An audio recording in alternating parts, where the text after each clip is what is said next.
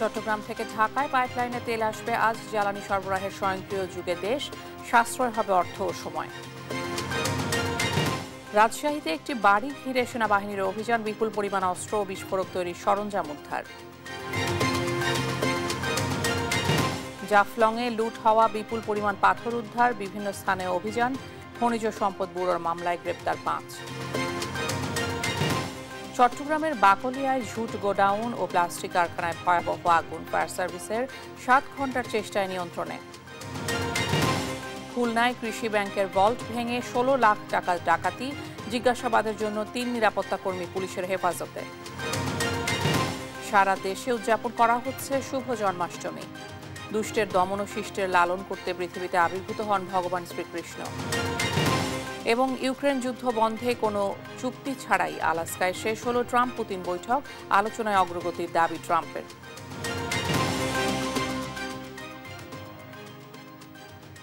সংবাদ দুপুরে দেখছিলেন শিরোনাম, সঙ্গে আছে আমি ইশিকা আজিজ। চট্টগ্রাম থেকে ঢাকায় পাইপলাইনের মাধ্যমে জ্বালানি তেল পরিবহন আনুষ্ঠানিকভাবে শুরু হচ্ছে আজ। চট্টগ্রামের পতেঙ্গায় প্রকল্পটির উদ্বোধন করেছেন বিদ্যুৎ, জ্বালানি ও খনিজ সম্পদ মন্ত্রণালয়ের উপদেষ্টা মোহাম্মদ ফাউজুল কবির খান। পাইপলাইনের মাধ্যমে সরবরাহ চালু হলে বছরে 236 কোটি টাকা সাশ্রয় সম্ভব বলে জানান প্রকল্প পরিচালক। পাইপলাইনে স্বল্প সময়ে ও দ্রুত গতিতে জ্বালানি সরবরাহ করা যাবে। প্রতিকূল আবহাওয়া ও প্রাকৃতিক দুর্যোগেও পরিবহন সম্ভব হবে। এতে পরিবেশ দূষণ ও সিস্টেম লসও কমবে। 2016 সালে প্রকল্পটি হাতে নেয় বাংলাদেশ পেট্রোলিয়াম কর্পোরেশন, তবে কাজ শুরু হয় 2018 সালে এবং 3 দফা মেয়াদ বাড়ানোর পর এবছরের মার্চে এর নির্মাণ কাজ শেষ হয়।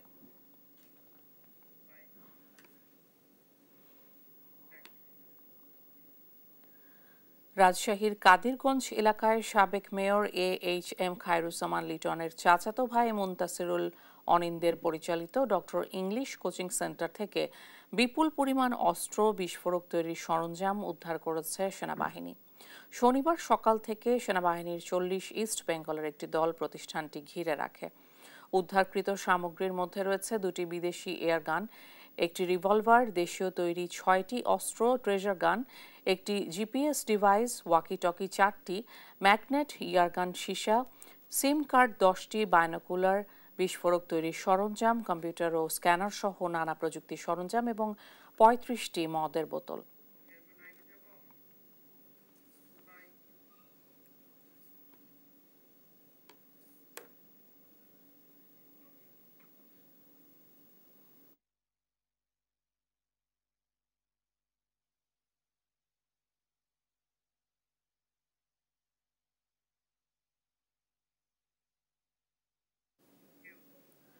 দর্শক, ঘটনাস্থলে রয়েছেন সহকর্মী কাজী শাহেদ, সেখান থেকে সরাসরি যুক্ত হচ্ছেন তিনি। শাহেদ, অভিযানের সর্বশেষ পরিস্থিতি এবং সেখানে কাউকে আটক করা হয়েছে কিনা জানাবেন। ধন্যবাদ ইশিকা। ইতিমধ্যে সেনাবাহিনীর যে দলটি অভিযান চালাচ্ছে তার সেই পক্ষ থেকে যেটি জানানো হয়েছে যে ভিতরে বিপুল পরিমাণ বিস্ফোরক দ্রব্য আছে, ফলে গণমাধ্যম কর্মী এবং শুধু জনতা তাদের কিন্তু ঘটনাস্থল থেকে একটু দূরে থাকতে বলা হয়েছে।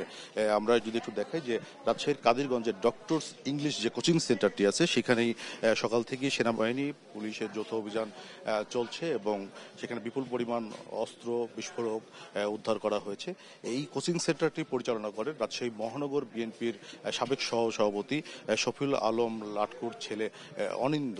তিনি কিন্তু এর আগেও গ্রেপ্তার হয়েছিলেন জঙ্গি সম্পৃক্ততার অভিযোগে। এছাড়া রাজশাহী বিশ্ববিদ্যালয়ের শিক্ষক অধ্যাপক রেজাউল করিম হত্যা মামলারও তিনি আসামি ছিলেন।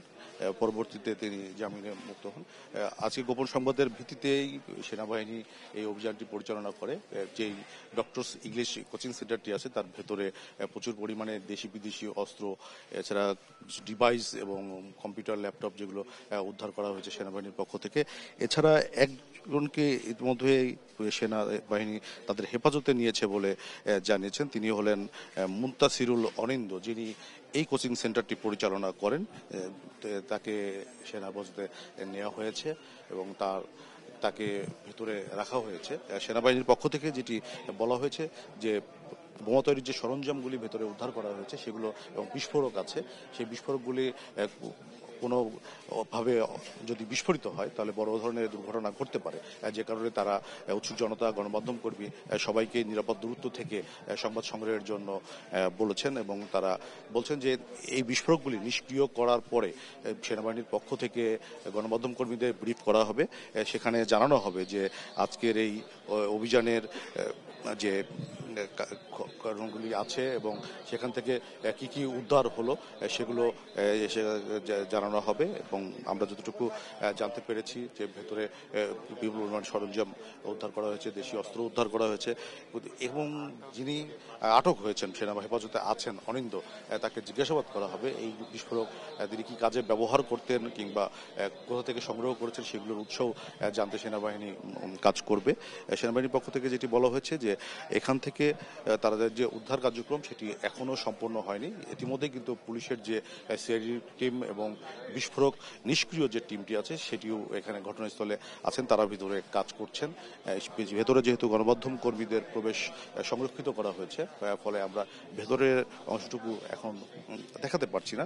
তবে সেনাবাহিনীর পক্ষ থেকে এখানে এসে গণমাধ্যম কর্মীদের জানানো হয়েছে যে তাদের উদ্ধার অভিযান এবং বিস্ফোরকগুলো নিষ্ক্রিয় করার পরে পুরো ঘটনার বিস্তারিত গণমাধ্যম কর্মীদের জানানো হবে। তখন হয়তো আমরা বিস্তারিত বলতে পারবো যে কি পরিমাণ অস্ত্র এখান থেকে উদ্ধার হয়েছে, বিস্ফোরক কি পরিমাণ উদ্ধার হয়েছে এবং আর কাকে কাকে হেফাজতে নেওয়া হয়েছে, কি কারণে এই বিপুল পরিমাণ বিস্ফোরক এখানে তিনি সংরক্ষণ করেছিলেন সে বিষয়টি হয়তো আমরা জানতে পারবো। তো আমরা এখন পর্যন্ত অপেক্ষা করছি যে সেনাবাহিনী তাদের অভিযান শেষ করে যখন গণমাধ্যম কর্মীদের ব্রিফ করবে তখন হয়তো আমরা পুরোপুরি ঘটনার আদ্যপান্ত দর্শকদের জানাতে পারবো। তো ইশিকা, এই ছিল রাজশাহী থেকে সেনাবাহিনীর যে অস্ত্র উদ্ধার অভিযানের সর্বশেষ আমার কাছে। ফিরছি স্টুডিওতে। শাহেদ, অনেক ধন্যবাদ আপনাকে। রাজশাহীর কাদিরগঞ্জে সেনা অভিযান চলছে, সর্বশেষ তথ্য জানছিলাম সহকর্মীর কাছে। সিলেটে লুট হওয়া আনুমানিক ৭,০০০ ঘনফুট সাদা পাথর উদ্ধার করেছে র্যাপিড অ্যাকশন ব্যাটালিয়ন র্যাব। শুক্রবার বিকেল ৫:৩০টার দিকে জৈন্তাপুর উপজেলার আসামপাড়া এলাকায় র্যাব ৯ ও সিলেট জেলা প্রশাসনের যৌথ অভিযানে এসব পাথর উদ্ধার করা হয়। র্যাব জানায় গেল ১ বছরে কোম্পানিগঞ্জ ও গোয়াইনঘাট উপজেলায় অবৈধভাবে বিপুল পরিমাণ পাথর উত্তোলন করা হয়। বিষয়টি নিয়ে গণমাধ্যমে ব্যাপক আলোড়ন সৃষ্টি হয়। এরই ধারাবাহিকতায় গোপন সংবাদের ভিত্তিতে আসামপাড়ায় অভিযান পরিচালনা করা হয়। এ সময় জাফলং থেকে লুট হওয়া বিপুল পরিমাণ পাথর উদ্ধার করা হয়। এদিকে পাথর লুটের ঘটনায় ৫ জনকে গ্রেপ্তার করেছে সিলেটের কোম্পানিগঞ্জ থানা পুলিশ।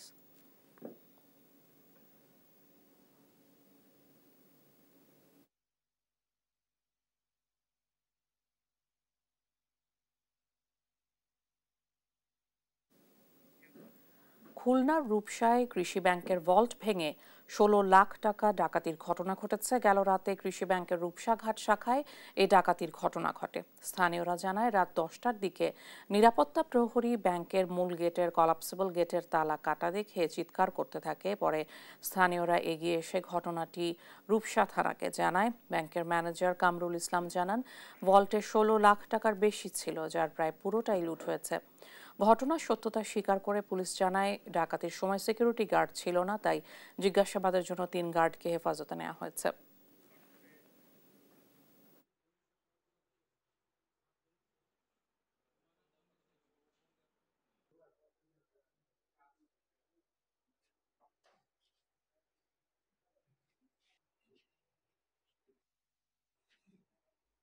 আমাকে 10টা 17 ফোন দিয়েছে একটা সিকিউরিটি, তখন আমি আসছি, আসার পরেই দেখতেছি আপনারা যেটা দেখতেছেন 16,16,000 টাকা ছিল। মানে 1500 টাকা আছে, 1420 টাকা আছে, আর নাই, সব নিয়ে গেছে। প্রাথমিকভাবে আমাদেরকে মনে হচ্ছে যেহেতু আজকে ছুটির দিন ছিল, স্বাভাবিকভাবেই যারা ব্যাংকের কর্মকর্তা কর্মচারী তারা বাইরে ছিল, এই সুযোগে হয়তোবা কিছু কতিপয় দুষ্কৃতিচারী চোর বা তারা আসলে এই সুযোগটা নিয়ে কিছু টাকা পয়সা চুরি করছে।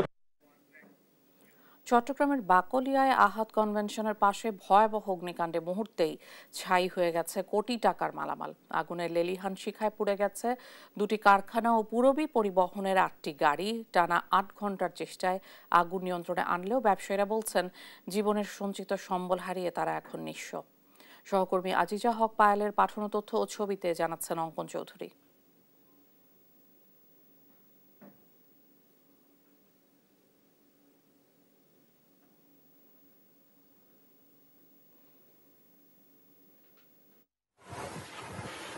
শুক্রবার রাত 1টার দিকে আহাত কনভেনশনের পাশে ভয়াবহ অগ্নিকাণ্ডে মুহূর্তেই আগুন ছড়িয়ে পড়ে পাশের ঝুট মিল ও প্লাস্টিক কারখানায়। এতে মোহাম্মদিয়া শাহ আমানত ট্রেডিং ও শাহ মেসার্স আমানত প্লাস্টিক কারখানা সম্পূর্ণরূপে পুড়ে যায়। আমাদের সব মালে ক্ষতি হয়ে গেছে, যা মাল ছিল সব পুড়ে হয়ে গেছে। আমাদের গুদাম যেটা ছিল গুদামের মাল সব পুড়ে গেছে। বিশেষ করে আমাদের মোহাম্মদিয়া শাহ আমানত প্লাস্টিক, এটা বিশাল একটা গুদাম, প্রায় আপনার এক কারি না হলে আপনার প্রায় 16-17 ঘন্টার উপর। আমাদের মালিকের অনেক টাকা লস। আমাদের এই পুরবি যে নতুন গাড়ি 8টা গাড়ি রেডি এবার মুখত বাইর করিবার পথে এই 8টা গাড়ি চলে গেছে ভুল। 1:40-45 বাজে আইসা দেখতেছি ভয়াবহ আগুন, আমরা তো পাশে বেরোতে পারতেছি না। এত ভয়াবহ যে আগুন, মানে 50 মিটারের পাশাপাশি থাকি আমরা, পাশে যাইতে পারতেছি। দেখে কি সব পুড়ে যেতে আসছে, এখন তো কাজে কিছু ইয়ে করার ব্যবস্থা নেই মানুষ থেকে। আমরা বাইরেছি, ফায়ার সার্ভিস আসছে, ফায়ার সার্ভিস যথেষ্ট পরিমাণ চেষ্টা করছে, কিছু করতে পারছে না। ফায়ার সার্ভিসের 11টি ইউনিট টানা 8 ঘন্টার চেষ্টায় আগুন নিয়ন্ত্রণে আনলেও এখনো চলছে ডাম্পিং এর কাজ। কর্তৃপক্ষ জানায় ঝুট কাপড় থাকায় আগুন দ্রুত ছড়িয়ে পড়ে, যা নিয়ন্ত্রণে আনতে সময় লেগেছে। আগুনের ভয়াবহতায় পাশের আরেকটি গোডাউনও ক্ষতিগ্রস্ত হয়েছে। 45 মিনিটের সময় আমরা আগুনকে নিয়ন্ত্রণ করেছি। এখন আমাদের ড্যাম্পিং ডাউন চলতেছে। হঠাৎ আগুন লাগায় ক্ষতিগ্রস্ত হয়েছে কোটি কোটি টাকা সম্পদ, তবে এখনো কোনো প্রাণনাশের খবর পাওয়া যায়নি। আগুনের সূত্রপাত কিভাবে হয়েছে তা তদন্তে কাজ করছে ফায়ার সার্ভিস। অঙ্কন চৌধুরী, নিউজ ডেস্ক, দেশ টিভি। চাঁপাইনবাবগঞ্জের গোমস্তাপুরে একটি মহিলা মাদ্রাসায় 2 আবাসিক শিক্ষার্থীর রহস্যজনক মৃত্যু হয়েছে। শনিবার ভোরে ডোবার মোড় এলাকার শেফালি বেগম মহিলা হাফিজিয়া মাদ্রাসায় এই ঘটনা ঘটে।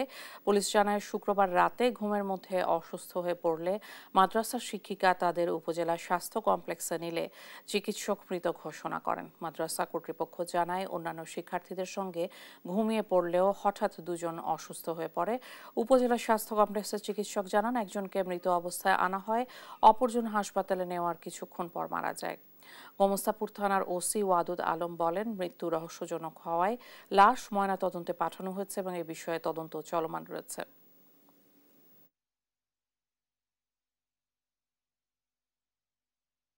ডেকেছে পাশের রুম থেকে, ডেকে দেখছে শিক্ষক যে এই অবস্থা। তখন ওই বাচ্চাটাকে কোলে নিয়ে নিয়েছে।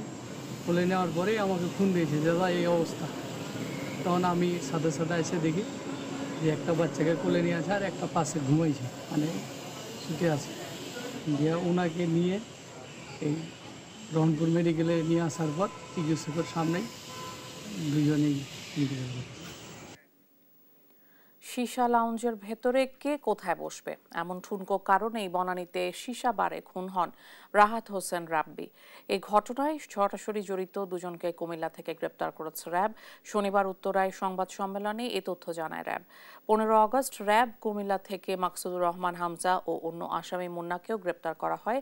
র্যাব জানায়, সীসা লাউঞ্জে আধিপত্য বিস্তারকে কেন্দ্র করে দ্বন্দ্ব লাগে। পূর্ব শত্রুতার জেরে তাকে হত্যা করা হয়। এই ঘটনায় সীসা লাউঞ্জের মালিক ইব্রাহিম পলাতক, তাকেও গ্রেপ্তারের চেষ্টা করছে বলে জানায় র্যাব। 14 আগস্ট ভোরে বনানীর 360 সীসা বারে রাহাতকে ছুরিকাঘাতে হত্যা করা হয়। পরে ভিকটিমকে আহত অবস্থায় মেডিকেলে নিলে ডাক্তার মৃত ঘোষণা করে। পরে সিসিটিভি ফুটেজ দেখে আসামি শনাক্ত করা হয়।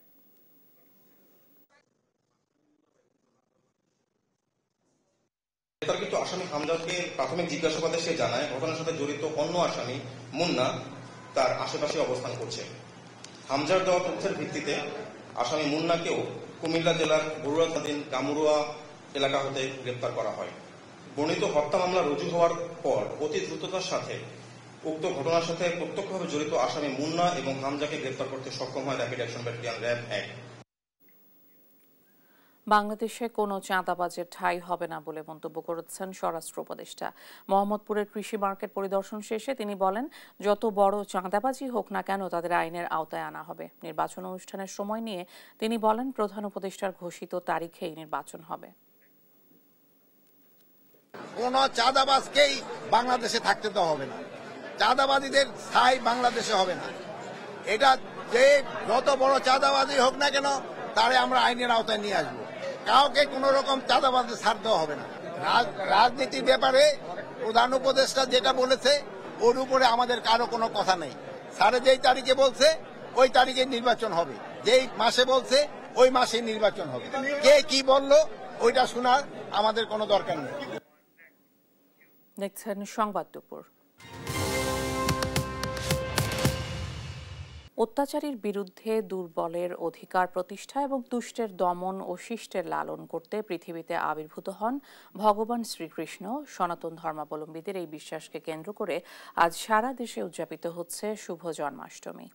শুভ জন্মাষ্টমী উপলক্ষে রাজধানীর ঢাকেশ্বরী জাতীয় মন্দিরে সকাল ৮টায় চণ্ডীপাঠ ও গীতাযজ্ঞের মধ্য দিয়ে আনুষ্ঠানিকতা শুরু হয়েছে। বিকাল ৩টায় রাজধানীর পলাশীর মোড়ে ঐতিহাসিক কেন্দ্রীয় জন্মাষ্টমী মিছিল উদ্বোধন করবেন সেনাপ্রধান জেনারেল ওয়াকারুজ্জামান, নৌবাহিনী প্রধান অ্যাডমিরাল এম নাজমুল হাসান, বিমান বাহিনী প্রধান air chief marshal Hasan Mahmud Khan এবং নবম পদাতিক ডিভিশনের GOC major general Mohammad Moin Khan. রাতে ঢাকেশ্বরী মন্দিরে অনুষ্ঠিত হবে শ্রীকৃষ্ণ পূজা। এছাড়া দিনব্যাপী নানা আয়োজনের মধ্য দিয়ে দেশ ও জাতির মঙ্গল কামনায় প্রার্থনা অনুষ্ঠিত হবে।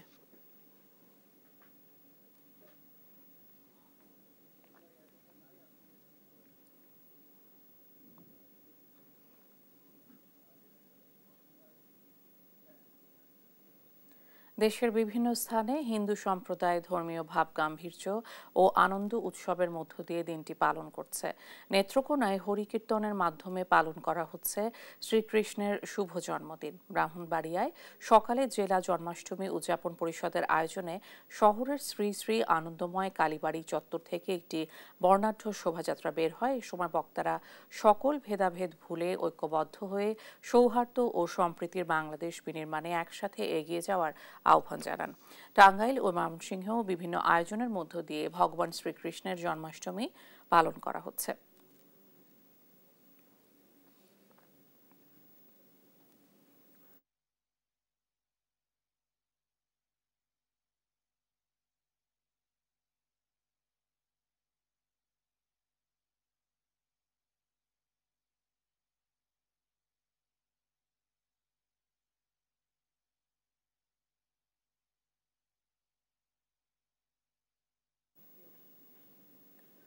এ বিষয়ে আরও জানাতে সিরাজগঞ্জ থেকে সরাসরি যুক্ত হচ্ছেন সহকর্মী শুভ কুমার ঘোষ। শুভ, উৎসব ঘিরে কি ধরনের আয়োজন থাকছে জানাবেন।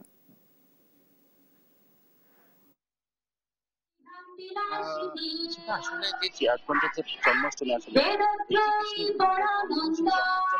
জন্মাষ্টমীতে কিন্তু সিরাজগঞ্জ তারাশি আজকে অনেক বড় একটা কর্মসূচি নিয়েছে উদযাপন পরিষদ। এর আগে কিন্তু আসলে যে সিরাজগঞ্জের জেলা শহরে কিন্তু জেলা কেন্দ্রীয় স্থায়ী কমিটির নির্বাহী সদস্য হচ্ছেন ইকবাল হাসান মাহমুদ কিন্তু একটা কর্মসূচি পালন করেছে। এরপরে কিন্তু এই সিরাজগঞ্জ তারাশি আসলে অনেক বড় একটা কর্মসূচি নেওয়া হয়েছে।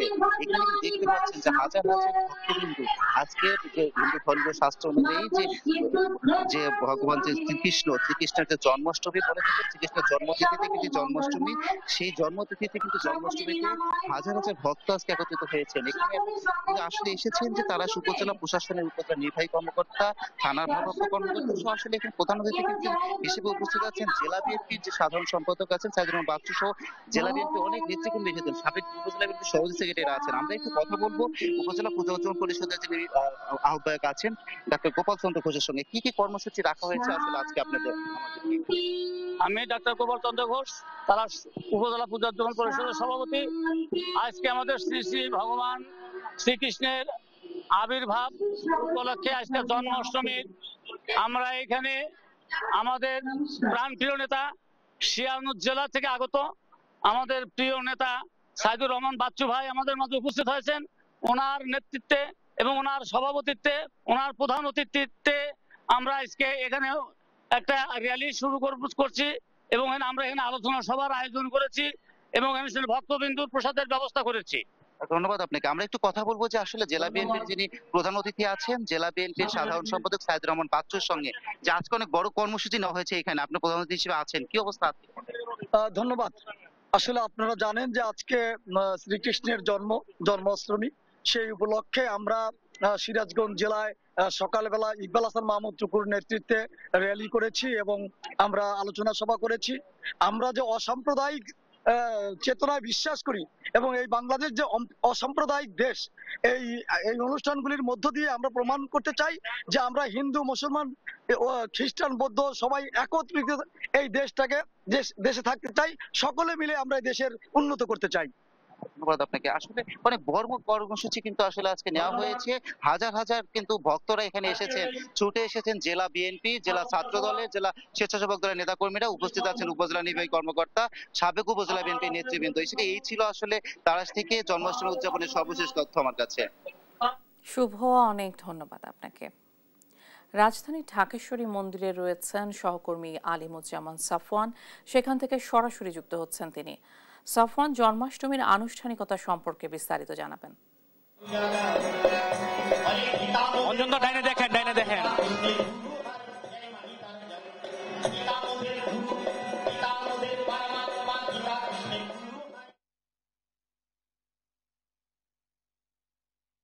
ধন্যবাদ।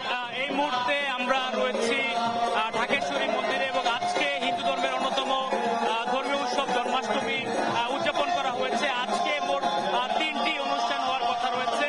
তো সকাল থেকে গীতাযজ্ঞ শুরু হয়েছে এবং গীতাযজ্ঞ কিন্তু এখন পর্যন্ত চলছে। আমার ঠিক বাম পাশে যে দেখতে পাচ্ছেন এখানে কিন্তু জন্মাষ্টমীর পূজা চলছে এবং এই গীতাযজ্ঞ আজকে দুপুর 2টা থেকে 3টা পর্যন্ত চলার কথা রয়েছে এবং তারপরে কিন্তু রয়েছে আজকের দ্বিতীয় আনুষ্ঠানিকতা, যেটি হচ্ছে শোভাযাত্রা। সেই শোভাযাত্রা 3টা বাজে শুরু হওয়ার কথা রয়েছে এবং আমরা এখানকার যারা আয়োজক রয়েছেন তাদের সাথে আমরা কথা বলেছি। তারা শোভাযাত্রার যে মূল যে প্রস্তুতিগুলো ছিল সবকিছু তারা ইতিমধ্যেই কিন্তু সম্পূর্ণ করেছে এবং আজকে কিন্তু আমরা যতটুকু জানি যে সেনা প্রধান এবং বাকি যে 2 বাহিনী রয়েছে, বিমান বাহিনী, নৌবাহিনী প্রধান, তারা কিন্তু 3 বাহিনী প্রধান এই আজকে জন্মাষ্টমীর উৎসবে আসলে সামিল হবে বলে আমরা জানতে পেরেছি। আর তারপরে আসলে এই যে শোভাযাত্রা সেটি তাঁতি বাজার পর্যন্ত যাবে এবং তারপর সন্ধ্যার পর থেকে আরেকটি আনুষ্ঠানিকতা রয়েছে, সেটি হচ্ছে সন্ধ্যার পরে শুরু হবে। তো আমরা যেটি দেখতে পাচ্ছি যে এখানে হিন্দু ধর্মের যারা ধর্মাবলম্বী রয়েছেন তারা সকাল থেকেই কিন্তু তাদের এই জন্মাষ্টমী উপলক্ষে তারা ঢাকেশ্বরী মন্দিরেই এসে উপস্থিত হয়েছেন এবং তাদের যে আনুষ্ঠানিকতা সেগুলো তারা করছেন এবং এই পূজা কিন্তু একেবারে যে মূল যে ঢাকেশ্বরী মন্দিরের মূল যে মণ্ডপ রয়েছে সেখানে কিন্তু আজকে এই পূজাটি অনুষ্ঠিত হচ্ছে। তো আমরা অপেক্ষায় রয়েছি যে আজকে 3টার দিকে শোভাযাত্রা শুরু হওয়ার কথা রয়েছে। তো শোভাযাত্রার মাধ্যমে দ্বিতীয় আনুষ্ঠানিকতা শুরু হবে। তো আমার কাছে ঢাকেশ্বরী মন্দির থেকে জন্মাষ্টমীর এই ছিল সর্বশেষ খবর। সাফওয়ান, অনেক ধন্যবাদ আপনাকে। জন্মাষ্টমীর আনুষ্ঠানিকতা নিয়ে বিস্তারিত জানছিলাম সহকর্মীদের কাছে। 6 বছর পর আগামী 9 সেপ্টেম্বর অনুষ্ঠিত হতে যাচ্ছে ঢাকা বিশ্ববিদ্যালয় কেন্দ্রীয় ছাত্র সংসদ ও হল সংসদ নির্বাচন। এই নির্বাচন ঘিরে বিভিন্ন ছাত্র সংগঠন এবং সম্ভাব্য স্বতন্ত্র প্যানেলের প্রার্থীরা এখন ব্যস্ত সময় পার করছেন। ছোট সংগঠনগুলোর মাঝে চলছে জোট গঠনের আলোচনা ও দর কষাকষি। বড় সংগঠনগুলোর কোনো ধরনের জোটে আসার সম্ভাবনা না থাকলেও প্যানেলে কাকে কোন পদে রাখা হবে তা নিয়ে চলছে হিসাব নিকাশ। ইউসুফ ভূঁইয়ার রিপোর্ট। ডাকসু নির্বাচনের তোড়জোড়ে মুখর ঢাকা বিশ্ববিদ্যালয় ক্যাম্পাস। প্রায় 6 বছর পর অনুষ্ঠিত হতে যাচ্ছে কেন্দ্রীয় ছাত্র সংসদ ও হল সংসদ নির্বাচন। এরই মধ্যে মনোনয়নপত্র সংগ্রহ করছেন প্রার্থীরা। ইসলামী ছাত্র আন্দোলন ছাড়া এখনও নির্বাচনে কেউ প্যানেল ঘোষণা করেনি। তবে শীর্ষ পদগুলোই কারা প্রতিদ্বন্দ্বিতা করবেন সেটি প্রায় চূড়ান্ত করেছে ছাত্র সংগঠনগুলো। ডাকসু নির্বাচন ঘিরে ছাত্র সংগঠনগুলো ও স্বতন্ত্র প্রার্থীরা বর্তমানে প্যানেল গোছাতে ব্যস্ত সময় পার করছেন। এবারের ডাকসু নির্বাচন 8টি প্যানেলে হতে পারে, যার মধ্যে থাকছে জাতীয়তাবাদী ছাত্রদল, গণতান্ত্রিক ছাত্র সংসদ, ছাত্র শিবির, ছাত্র আন্দোলন, গণতান্ত্রিক ছাত্র জোটের প্যানেল। এর বাইরে ডাকসু ফর চেঞ্জ ও স্বতন্ত্র আরও 2টি প্যানেল হতে পারে। প্যানেলগুলোই শীর্ষ পদে প্রতিদ্বন্দ্বিতা করতে পারেন এমন প্রার্থীদের নাম প্রায় চূড়ান্ত। তবে কে কোন পদে প্রতিদ্বন্দ্বিতা করবেন তা নিয়ে এখন চলছে দর কষাকষি। বিশ্ববিদ্যালয়ের সাধারণ শিক্ষার্থীরা বলছেন শিক্ষার্থী বান্ধব প্রার্থীকেই নির্বাচিত করবেন তারা। ঢাকা ইউনিভার্সিটিতে যেই সংগঠনগুলো আছে সেই সংগঠনগুলো যেন শিক্ষার্থীদের প্রতিনিধি করে, তারাই হচ্ছে আমার মনে হয় যে ঢাকা ইউনিভার্সিটির ডাকসুতে বসার একটা অধিকার রাখে। প্রতি বছরই ডাকসু নির্বাচনটা হোক, প্রয়োজনে ক্যালেন্ডার ওয়াইজ বিশ্ববিদ্যালয়ের ক্যালেন্ডারে বা প্রয়োজনে এটা অন্তর্ভুক্ত করা যায় যে প্রতি বছর এই সময় তফসিল ঘোষণা করা হবে, এই সময় নির্বাচনটা হবে। এদিকে নির্বাচন বানচালের শঙ্কা করছেন কেউ কেউ। এমনটি হলে তা কঠোরভাবে প্রতিহত করার ঘোষণাও দেন তারা। এই বিশ্ববিদ্যালয় প্রশাসনের ভিতরে থেকে এবং বিভিন্ন বলয় থেকে ডাকসু না হওয়ার জন্য অনেকগুলো ফ্যাক্টর কাজ করতেছে। কেওয়াজ লাগে ডাকসু নির্বাচনটাকে বানচাল করা এবং এই ধরনের প্রক্রিয়া চলমান থাকবে। কেউ নিজে ভয় পেয়ে ডাকসুকে বানচাল করা কিংবা ডাকসু পিছিয়ে দেওয়া কিংবা এই ধরনের কোনো প্রচেষ্টা যদি কেউ করে, আমরা আশা করব ঢাকা বিশ্ববিদ্যালয়ের শিক্ষার্থীরা সবাই সম্মিলিতভাবে তাদেরকে বয়কট করবে। তবে ডাকসু নির্বাচন কমিশনের প্রধান জানান, কোনো ধরনের ধোঁয়াশা নয়, সঠিক সময় হবে নির্বাচন। আমরা সেই ধরনের কোনো ধরনের ধোঁয়াশা আমাদের যারা এখানে আসছে তাদের ভিতর দেখি না। আমরাও চাচ্ছি ডাকসু যেহেতু তাদেরই প্রত্যাশা, চমৎকার একটা পরিবেশ, এই ধরনের একটা সুযোগ সবসময় আর তৈরি হয় না। কোনো দিক থেকে কারো কোনো চাপ নাই, চাপমুক্ত একটা পরিবেশে আমাদের প্রিয় ছাত্রছাত্রীরা চমৎকার একটা ডাকসু করতে পারবে, এটাই তো প্রত্যাশিত। সব ঠিক থাকলে আগামী 9 সেপ্টেম্বর ডাকসু হল সংসদ নির্বাচনের ভোট গ্রহণ অনুষ্ঠিত হবে। ইউসুফ ভুঁইয়া, দেশ টিভি, ঢাকা। মিরপুরের শেওড়াপাড়ায় নিহত গৃহবধূ কেয়ার 4 সন্তানকে ফিরে পেয়েছে স্বজনরা বলে জানিয়েছেন নিহতের পিতা। আর মিরপুর মডেল থানার এসি মিজানুর রহমান বলেন, আসামিদের দ্রুত গ্রেপ্তারে পুলিশ তৎপর রয়েছে। মোহাম্মদ আলাউদ্দিনের রিপোর্ট। গেল বুধবার দিবাগত রাতে রাজধানীর শেওড়াপাড়ায় নিজ বাসায় ফাহমিদা তাসিন নামে এক গৃহবধূর মৃত্যু হয়। স্বজনদের অভিযোগ তাকে হত্যা করা হয়েছে। এই ঘটনায় বৃহস্পতিবার মিরপুর মডেল থানায় মামলা করেন নিহত কেয়ার পিতা। আসামিদের দ্রুত গ্রেপ্তারের দাবিতে শুক্রবার সন্ধ্যায় থানার সামনে মানববন্ধন করেন নিহতের স্বজনরা। এ সময় মামলার সুষ্ঠু তদন্তের কথা জানিয়ে স্বজনরা বলেন, পুলিশের সহযোগিতায় শ্বশুরবাড়ির কাছ থেকে কেয়ার 4 সন্তানকে ফেরত পেয়েছেন তারা। এটা কেন হয়েছিল আমরা জানি না। একটা রহস্যজনক মৃত্যু, সেজন্য কিন্তু পুলিশ এগিয়ে যাবে। এটা খুন না আত্মহত্যা সেটা জাজমেন্ট হবে পরে। শেষ পর্যন্ত পুলিশ আমাদেরকে সহযোগিতা করেছেন, বাচ্চাদেরকে আমাদের জিম্মা দিয়েছেন। আর আসামিদের ধরতে পুলিশের একাধিক টিম কাজ করছে বলে জানায় মিরপুর মডেল থানা পুলিশ। আমাদের টিম কাজ করছে, একাধিক টিম কাজ করছে, আমরাও কাজ করছি। হ্যাঁ, ফলাফল আমরা আপনাদেরকে অবশ্যই আমরা জানাবো। আমাদের চেষ্টা অব্যাহত আছে। মামলা তদন্তাধীন আছে এবং ডাক্তারি রিপোর্টে মৃত্যুর আসল কারণ জানা যাবে বলেও জানায় পুলিশ। আমাদের যতটুকু। মোহাম্মদ আলাউদ্দিন, দেশ টিভি, ঢাকা। দেখছেন সংবাদ দুপুর।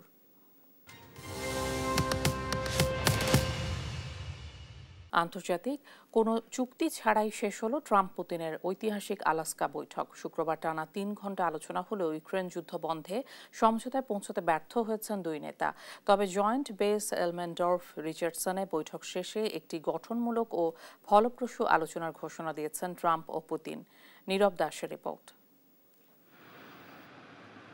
ইউক্রেন যুদ্ধ বন্ধের লক্ষ্যে বৈঠকের জন্য শুক্রবার আলাস্কার সামরিক ঘাঁটি এলমেন্ডর্ফ রিচার্ডসনে বিশ্বের 2 ক্ষমতাধর নেতা, একদিকে মার্কিন প্রেসিডেন্ট ডোনাল্ড ট্রাম্প, অন্যদিকে রুশ প্রেসিডেন্ট ভ্লাদিমির পুতিন।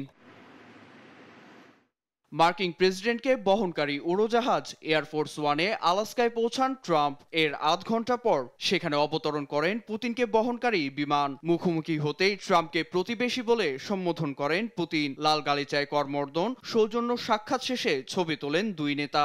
এ সময় তাদের সম্মান জানিয়ে উড়ে যায় F-22 যুদ্ধবিমান। সে সময় রাশিয়া ইউক্রেনে যুদ্ধ বন্ধ করবে কিনা গণমাধ্যম কর্মীদের এমন প্রশ্ন এড়িয়ে যান পুতিন।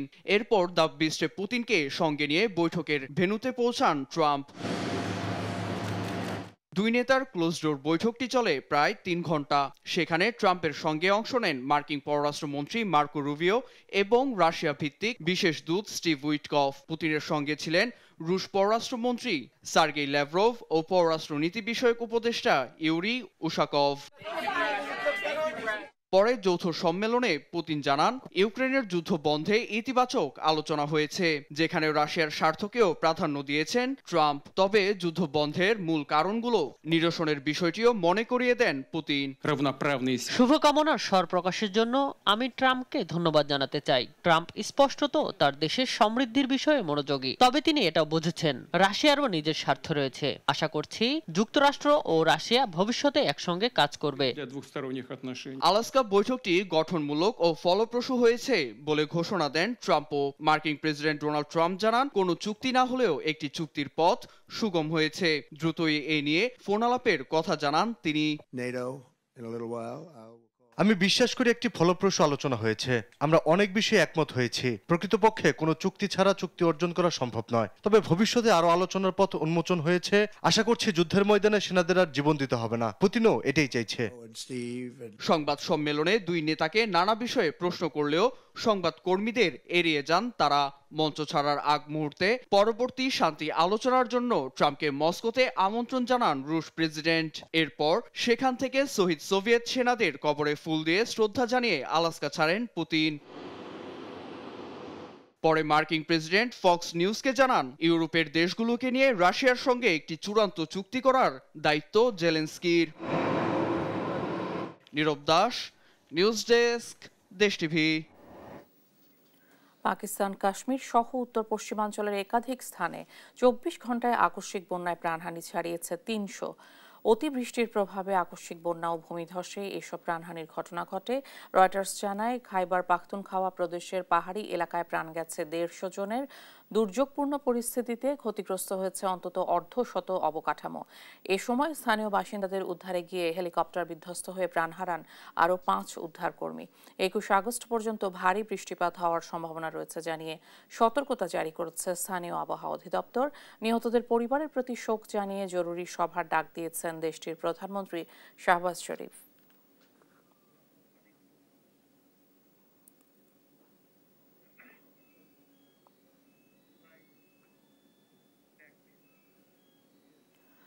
ইন্দোনেশিয়ার স্বাধীনতার 80 বছর উদযাপনকে কেন্দ্র করে চলছে অভিনব প্রতিবাদ।